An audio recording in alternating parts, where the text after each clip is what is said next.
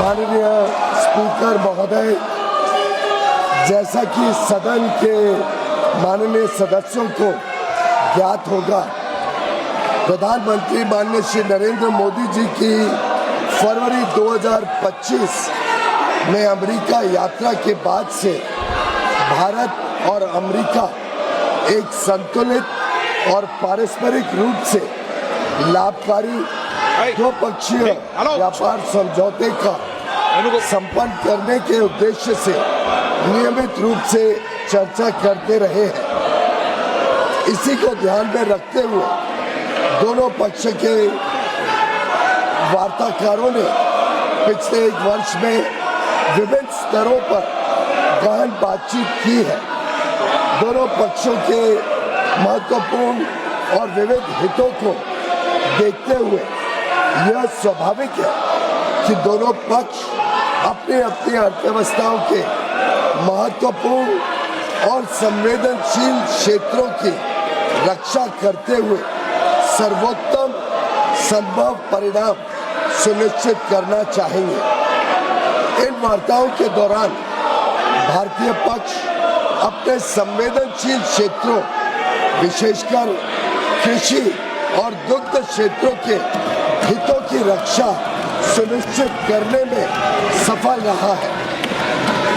अमेरिकी पक्ष के भी कुछ ऐसे क्षेत्र थे जो उनके दृष्टिकोण से संवेदनशील थे।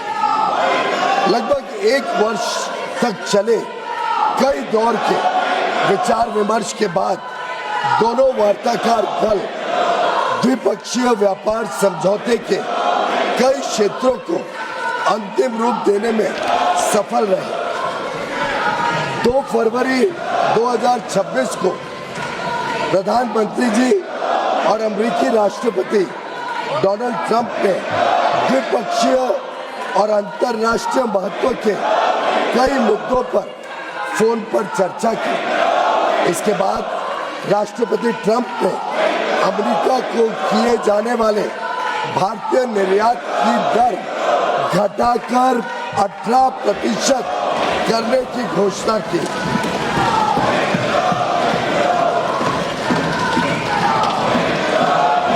मैं इस बात पर जोर देना चाहता हूं कि यह अमेरिका द्वारा कई प्रतिस्पर्धी देशों पर लगाए गए टैरिफ से कम है, जिससे अमेरिकी बाजार में भारत की निर्यात प्रतिस्पर्धात्मकता में वृद्धि होगी।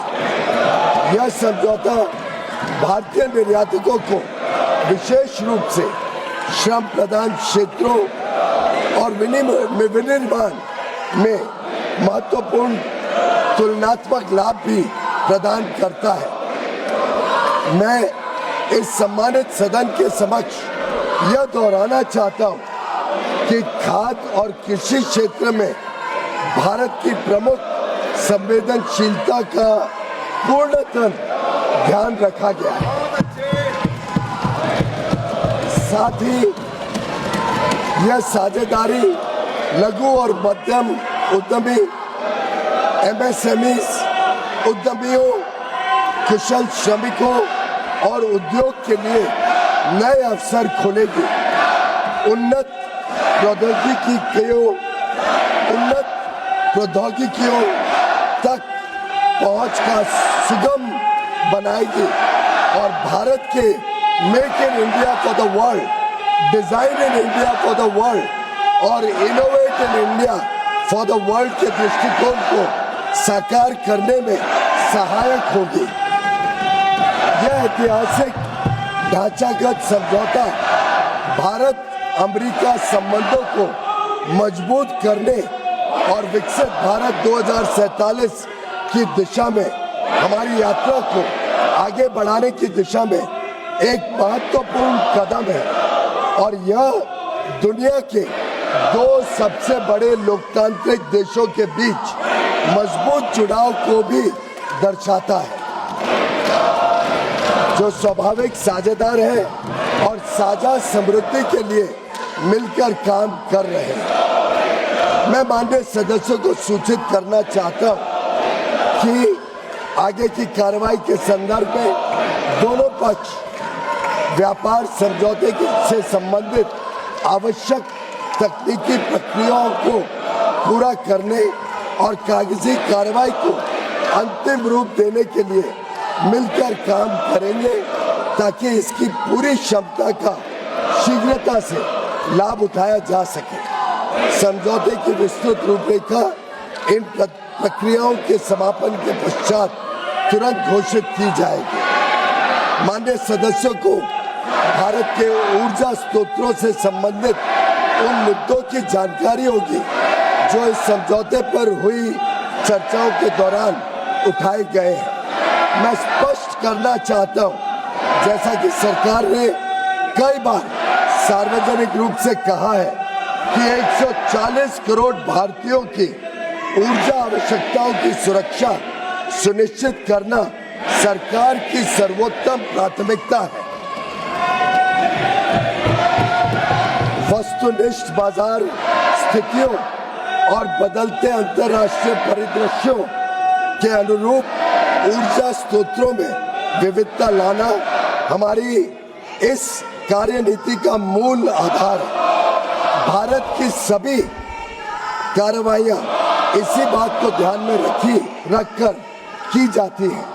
अतः मैं माननीय सदस्यों से इन मुद्दों को समुचित दृष्टिकोण से देखने का आग्रह करता हूं। दोनों देशों के बीच भावी व्यापार अवसरों के संदर्भ में माननीय सदस्यगण इस बात को समझेंगे कि भारत और अमेरिका काफी हद तक एक दूसरे की पूरक अर्थव्यवस्थाएं हैं। जैसे जैसे भारत विकसित भारत के पथ पर अग्रसर हो रहा है, हमें ऊर्जा, विमानन, डेटा केंद्र, परमाणु ऊर्जा आदि सहित कई क्षेत्रों में अपनी क्षमताओं को बढ़ाने की आवश्यकता होगी।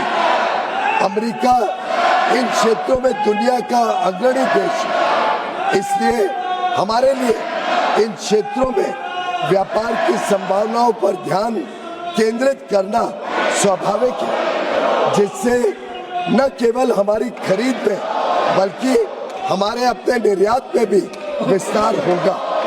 हमारा अनुमान है कि तुलनात्मक लाभ के परिणाम स्वरूप कई क्षेत्रों में भारत का निर्यात अमेरिका में भी काफी बढ़ेगा।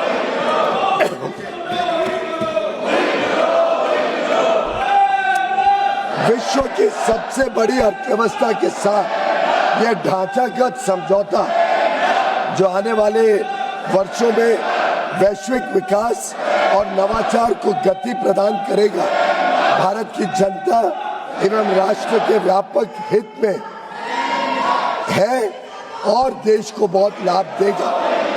यह विकसित भारत और आत्मनिर्भर भारत दोनों को सशक्त बनाता है। हम अपने देश के लिए माननीय प्रधानमंत्री जी के इस दृष्टिकोण को साकार करने की दिशा में निरंतर कार्य करते रहेंगे। धन्यवाद महोदय।